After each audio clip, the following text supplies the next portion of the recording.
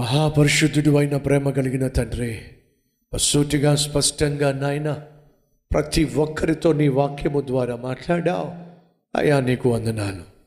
మాకున్న సమస్య శరీర సంబంధమైంది కాదు, హృదయ సంబంధమైంది.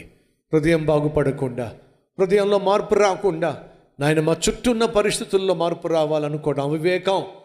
కాబట్టి ఒప్పుకుంటున్నాను నాయన, మా హృదయాన్ని దర్శించాయా, మా హృదయాన్ని పరిశుద్ధపరచాయా, మా హృదయాన్ని నీ రక్తములో కడుగుము నాయన.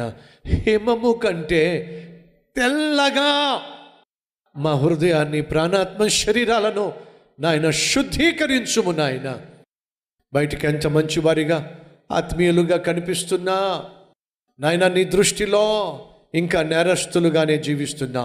నన్ను మమ్ములను కనికరించాయ్యా, ప్రతి విధమైన అపవిత్రత నుంచి విడిపించాయ్యా, లోకానుసారమైన జీవితాన్ని మాకు దూరం చేయ్యా, నువ్వు ఆశించినట్టుగా బ్రతికే భాగ్యము దయచేయ్యా.